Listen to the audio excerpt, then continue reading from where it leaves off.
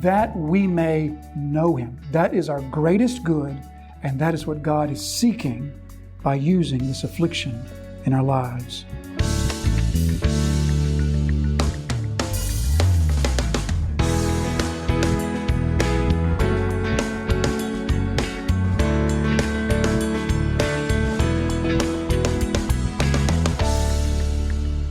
Affliction delivers us from loving the world and instills within us a love for God.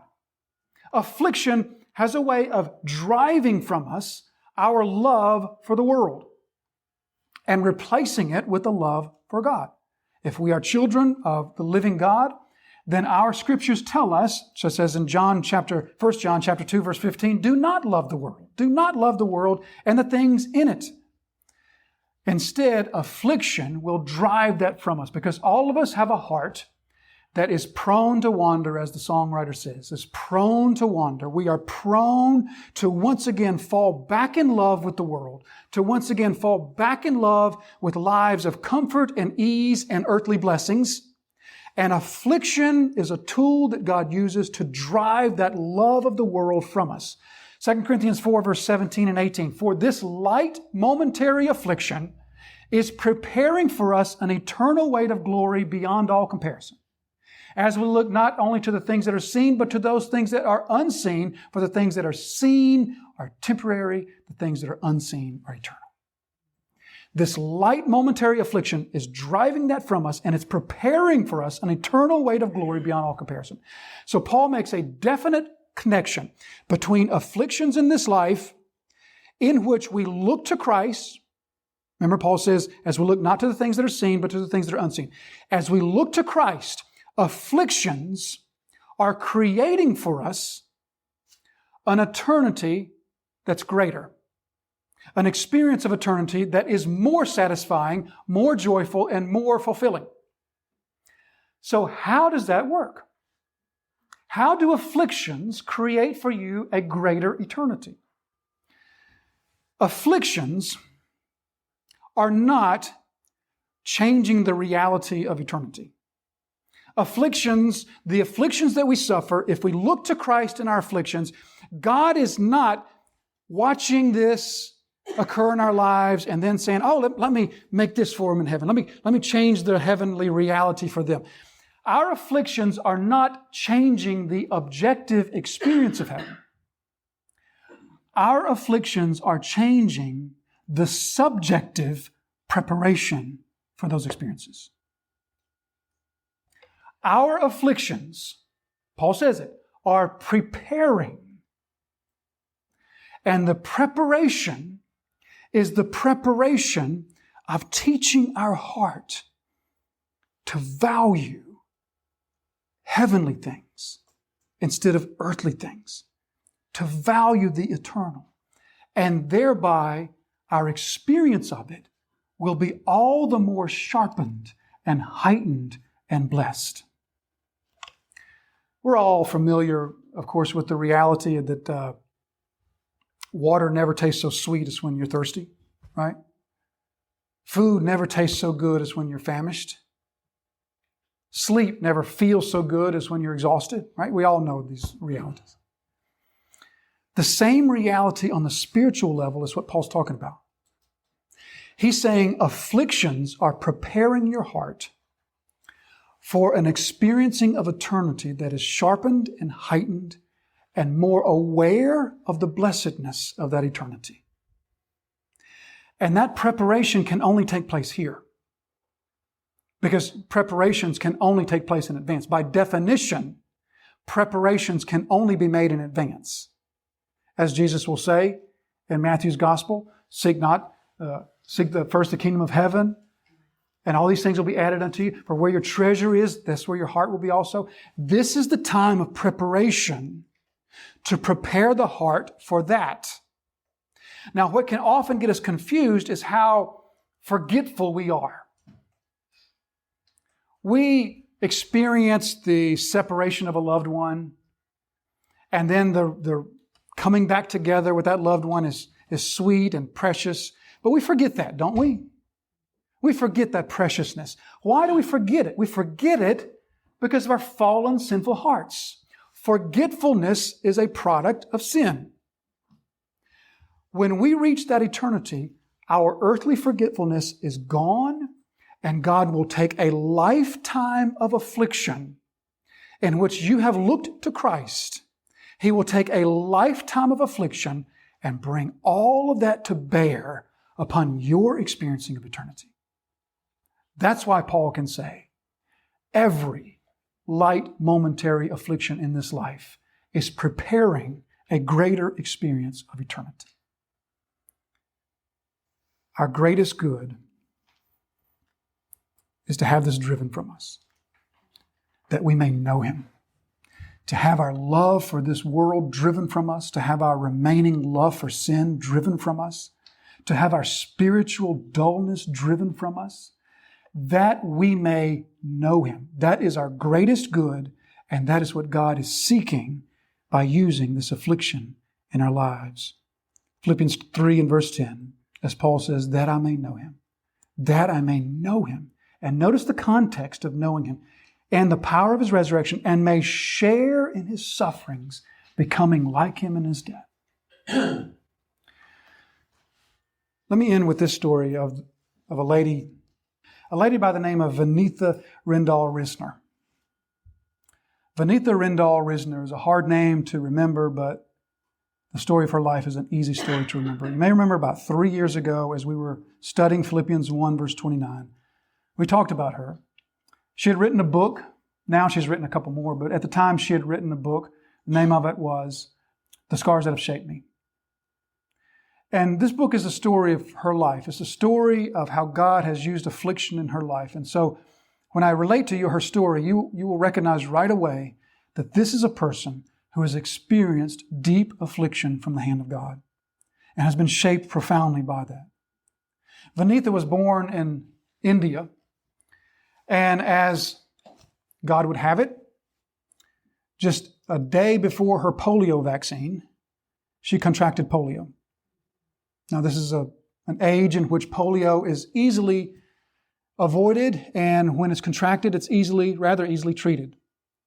However, after contracting polio, the doctor misdiagnosed her symptoms, and instead of effectively treating the polio set in, and she became almost instantly an infant paraplegic. Well, she began a long process of painful surgeries. They began in India, and then her family moved to England. Later they moved to Canada. Later they moved to the United States. And through all that moving process, she experienced some 23 surgeries on her legs. Eventually, they were able to restore some small amount of usability to her legs, and she could eventually walk with a very, very pronounced limp. But it was very painful, involving 23 surgeries on the legs. And throughout all this time, she could barely walk, and when she could walk, it was very, very obvious that she was, in the word that she says in her book that she heard every day of her life, crippled. And so she speaks of the horrible bullying that took place there in India first, and then in England, as not only was she a crippled, but she was a foreigner crippled. Later in Canada, as she was not only a crippled, but a foreigner crippled. And then later in the United States, as she was still a crippled, but still a foreigner crippled. And the horrendous, terrible bullying.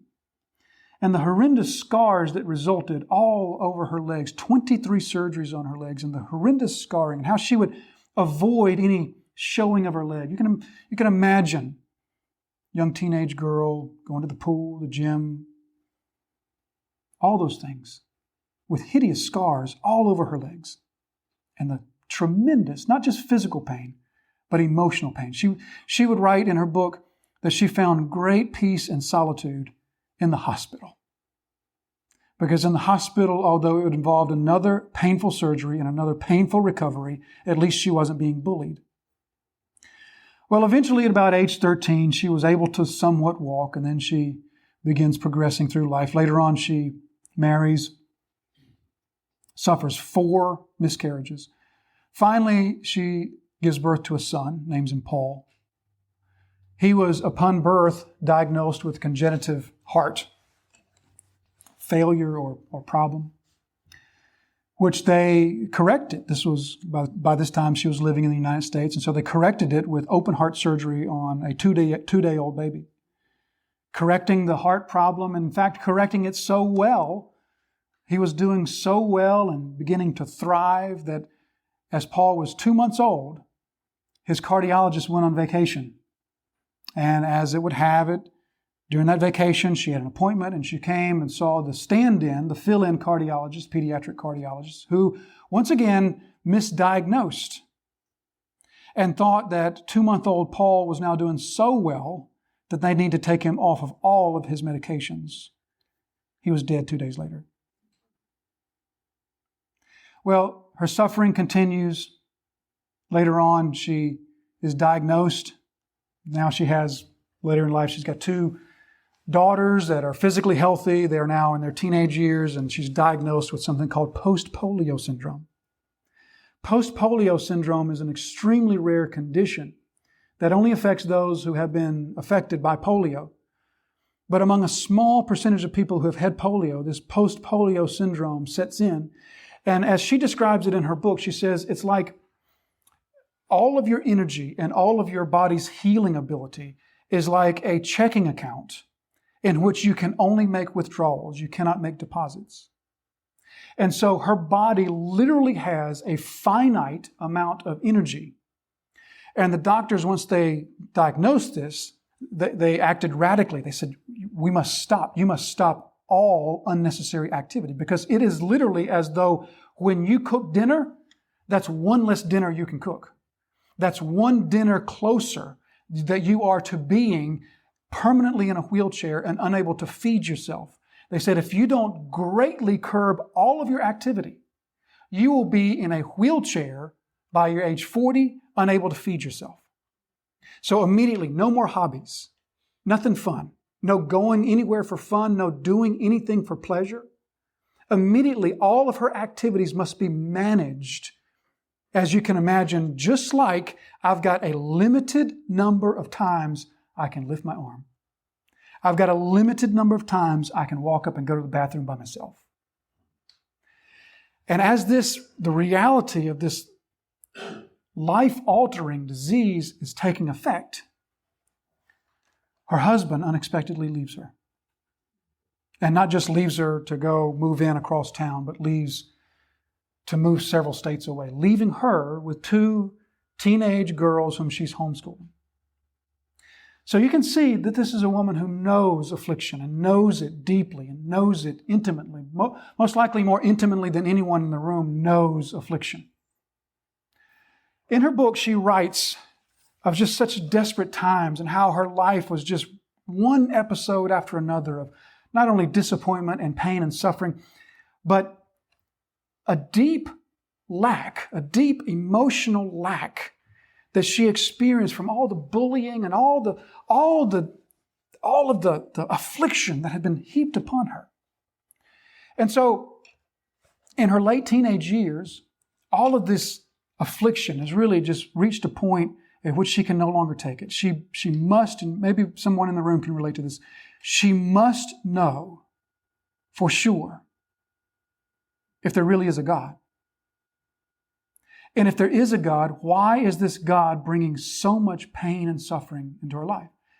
You might can relate to that. Just needing to just put that issue to rest once and for all. Is there really a God? And if so, why is He so cruel to me? So like many people in such a situation, you may have done this yourself. You may have heard of someone doing this in your life, someone that you know of. She lies in bed one night, and all of this has reached an apex and a climax, and it's just boiling over. And she prays to God, and she says, God, if you are real, you must show me. If you really exist, you must show me. You know what happened? Nothing. Rolls over and goes to sleep, thinking, well, there's my answer. There is no God. Wakes up the next morning, still in pain, and all the affliction and all the suffering is before. But somehow the issue is just still not put to rest. She still just can't let it go. And she feels like she has to know for sure, is there really a God? So she does what Many unbelievers do. Perhaps many Christians also do this as well. She wants answers, so she gets a Bible and does, you guessed it, starts flipping to random passages, which is not the way to study your Bible, by the way. But isn't that often the way that unbelievers approach the Scriptures, and often the way that Christians approach the Scriptures too, just opening to random passages? So she begins opening to random passages, just looking for an answer. Is this God for real? So guess what book she turns to? Leviticus. Reads random passages in Leviticus, makes no sense of anything. Finally, in her frustration, she says, I guess there's my answer again. But still the answer is she's still not put to rest. So she turns to another book. You know what the second book is she turns to? 1 Chronicles. And begins reading random passages of endless genealogies, thinking to herself, this is just foolish. There is no God. He's not real. This is my answer. Well, can I not just accept this and move on? So she closes her Bible, and in tears, you guessed it, still just can't put the issue to rest. So she opens her Bible one more time, one last time, promising herself, this is the last time. She opens her Bible to this story. As he passed by, he saw a man blind from birth.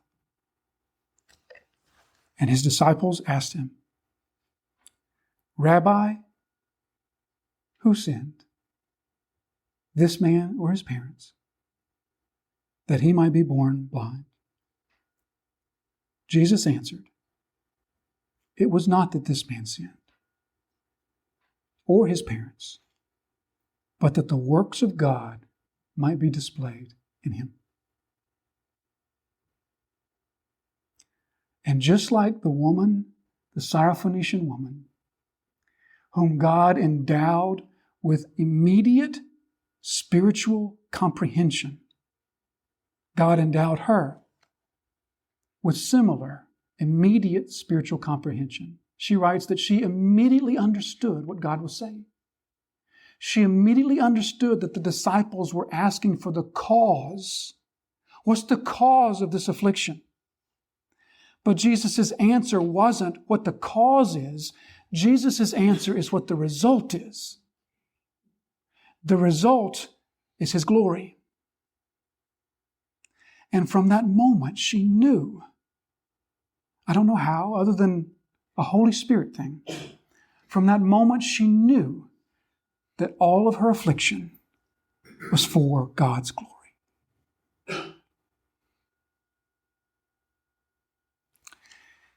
In 1856, a hymn writer by the name of Elizabeth Prentice wrote a hymn that probably most of us are familiar with. The name of the hymn is More Love to Thee. I pulled from it this one final stanza. Let sorrow do its work, send grief and pain. Sweet are thy messengers, sweet their refrain. When they can sing with me, more love, O Lord, to thee. More love to thee. More love to thee. So I just asked you, Christian, can your heart sing that stanza? More sorrows. More sorrows, Lord, if they bring more love for you. More grief. Because the messengers of sorrow and grief, they produce within my heart this cry, more love to thee.